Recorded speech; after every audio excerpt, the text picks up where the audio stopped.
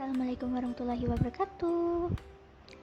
Baiklah, kami dari kelompok 12 dalam mata kuliah Perspektif Pendidikan dan Pembelajaran Anak Tunadaksa akan menjelaskan tentang pemanfaatan sumber belajar bagi peserta didik tunadaksa. Saya Laurina Rahmadania dengan NIM 203120 akan menjelaskan materi tentang konsep pemanfaatan sumber belajar anak tunadaksa serta peran dan manfaat sumber belajar bagi peserta didik tunadaksa.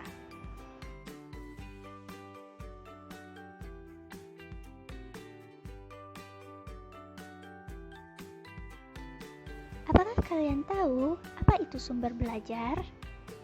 Menurut Sujana dan Rifai, sumber belajar dalam arti sempit adalah semua sarana pengajaran yang dapat menyajikan pesan secara auditif maupun visual saja. Sedangkan menurut Edgar Dale, sumber belajar secara luas itu mempunyai makna bahwa segala sesuatu yang dialami dianggap sebagai sumber belajar, sepanjang hal itu membawa pengalaman yang menyebabkan belajar.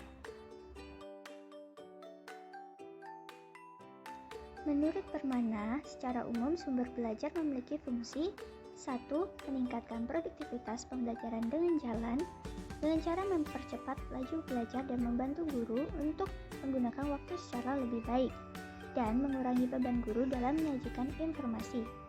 Kedua, memberikan kemungkinan pembelajaran yang sifatnya lebih individual dengan cara mengurangi kontrol guru yang kaku dan tradisional dan memberikan kesempatan bagi siswa untuk berkembang sesuai dengan kemampuannya. Ketiga, memberikan dasar yang lebih ilmiah terhadap pembelajaran dengan cara rancangan program pembelajaran yang lebih sistematis dan pengembangan bahan pengajaran yang dilandasi oleh penelitian. Yang keempat, lebih memantapkan pembelajaran dengan jalan meningkatkan kemampuan sumber belajar dan penyajian informasi dan bahan secara lebih konkret. Yang kelima, memungkinkan belajar secara seketika, yaitu mengurangi kesenjangan antara pembelajaran yang bersifat verbal dan abstrak dengan realitas yang sifatnya konkret, dan memberikan pengetahuan yang sifatnya langsung. Keenam, memungkinkan penyajian pembelajaran yang lebih luas dengan menyajikan informasi yang mampu menembus batas geografis. Nah, secara garis besar sumber belajar ini dibagi menjadi dua bagian, yaitu yang dirancang atau by design dan yang dimanfaatkan atau by utilization. Pada bagian yang dirancang itu sebagai komponen sistem instruksional untuk memberikan fasilitas belajar yang terarah dan bersifat formal. Sedangkan yang dimanfaatkan untuk keperluan pembelajaran dan keberadaannya dapat ditemukan, diterapkan, dan dimanfaatkan untuk keperluan pembelajaran.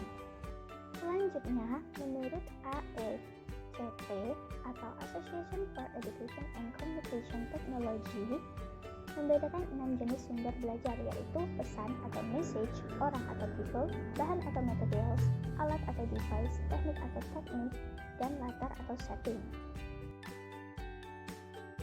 Menurut Sudrajat dalam Permana, itu mengemukakan 5 kriteria dalam pemilihan sumber belajar, yaitu ekonomis, praktis, mudah, fleksibel, sesuai dengan tujuan.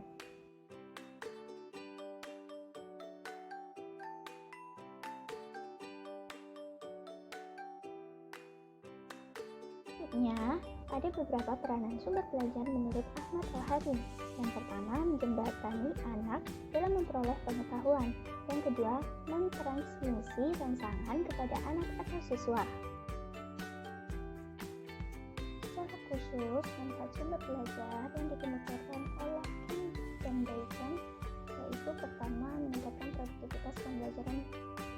Yang kedua, memberikan kemungkinan pembelajaran yang sifatnya lebih individual. Yang ketiga, memberikan dasar yang lebih ilmiah terhadap pembelajaran.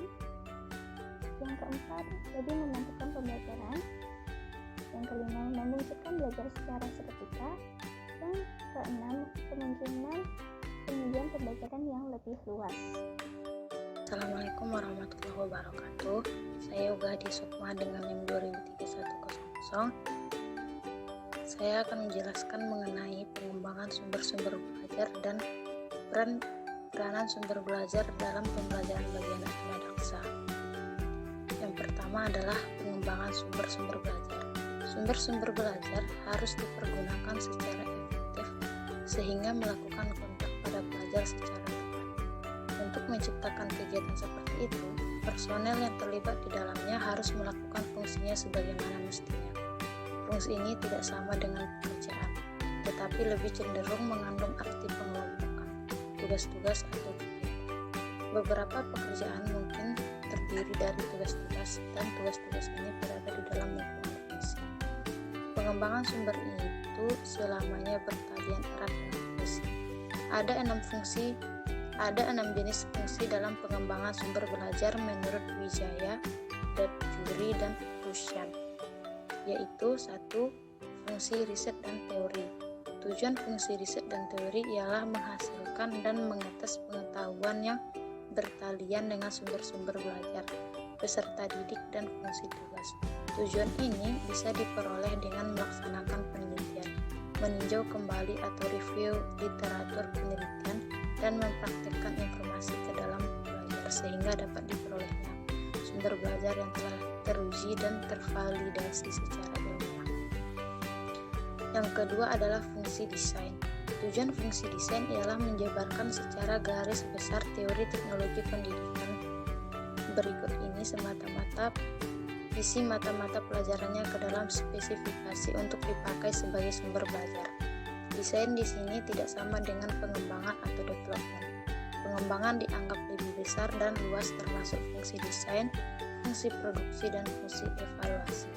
Dalam desain, orang berusaha untuk menganalisis dan mensistematisasi kebutuhan, tujuan, sifat peserta didik, tugas, kondisi belajar, dan kondisi instruksional dan sumber-sumber belajar khusus.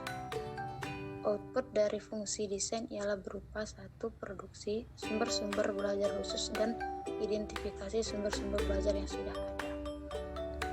Yang ketiga adalah fungsi produksi dan penempatan. Tujuan fungsi ini ialah menjabarkan secara khusus sumber-sumber ke dalam sumber-sumber konkret. Output dari fungsi produksi dan penempatan ialah produk konkret dalam bentuk prototip atau bahan-bahan produk untuk sumber belajar. Fungsi yang keempat adalah fungsi evaluasi dan seleksi. Tujuan evaluasi ini ialah untuk menentukan atau menilai penerimaan atau sejenis kriteria sumber-sumber belajar oleh fungsi yang lain. Hal ini bisa dilakukan oleh metode eksperimental yang praktis dan objektif. Tujuan penilaian ini menyangkut hal-hal 1. Keefektifan sumber belajar dalam mencapai tujuan. 2. Kemampuan sumber-sumber belajar dalam mencapai standar produksi. 3. Kemampuan sumber-sumber belajar untuk dipahami atau organism supply. Dan yang keempat, kemampuan sumber-sumber dalam memenuhi kebutuhan khusus atau utilization. Yang kelima adalah fungsi pemanfaatan. Tujuan fungsi ini adalah untuk membawa peserta didik kontak dengan sumber-sumber belajar. Untuk melaksanakannya, maka harus 1. Mengarahkan, 2. Mempersiapkan, 3. Menyajikan, 4. Membantu, dan 5. Melaksanakan kelanjutan dari penggunaan sumber-sumber belajar tersebut. Pengembangan sumber-sumber belajar bagi peserta didik tunadaksa sendiri lebih menitik beratkan pada pengembangan sumber-sumber belajar dapat bersifat lebih ramah terhadap peserta didik tunadaksa, khususnya bagi peserta didik tunadaksa yang mengalami hambatan mobilitas dan merupakan pengguna kursi roda. Bagi peserta didik pengguna kursi roda, tentunya kita harus mencari sumber belajar berupa lingkungan yang belajar yang dapat dengan mudah diakses dan dilalui. Sebisa mungkin sumber belajar yang kita siapkan adalah justru untuk memperkaya dan menambah nilai dari sesi pembelajaran yang dilakukan oleh guru, bukan sebaliknya merepotkan atau bahkan membahayakan bagi peserta didik tertentu. Baiklah, selanjutnya pemanfaatan sumber belajar dalam pembelajaran bagi peserta didik tunadaksa. Implementasi merupakan suatu proses penerapan ide, konsep, dan kebijakan atau inovasi dalam bentuk tindakan praktis sehingga memberikan dampak baik berupa perubahan, pengetahuan, keterampilan maupun nilai dan sikap. Pembelajaran disusun dengan mempertimbangkan sumber belajar dan media pembelajaran yang dibutuhkan dan yang sudah tersedia, sehingga memungkinkan siswa memperoleh pengalaman belajar secara nyata, bermakna luas dan mendalam dalam kegiatan pembelajaran. Pada hakikatnya, pembelajaran adalah proses interaksi antara siswa dan lingkungan. Demikian pula dalam memanfaatkan lingkungan sebagai sumber belajar tidak perlu harus pergi jauh dengan biaya yang mahal. Lingkungan yang berdekatan dengan sekolah dan rumah pun dapat dioptimalkan menjadi sumber belajar yang sangat bernilai bagi kepentingan beasiswa. Rusman dalam Permana pada tahun 2009 mengemukakan bahwa untuk dapat memperdayakan sumber belajar secara efektif dan efisien dalam pembelajaran, guru tidak mungkin melaksanakannya secara sendiri-sendiri. Kerjasama fungsional dengan tenaga kependidikan lainnya, baik yang ada di lingkungan sekolah maupun dengan berbagai sumber daya potensial yang ada di lingkungan sekitar sekolah, akan sangat membantu meningkatkan kualitas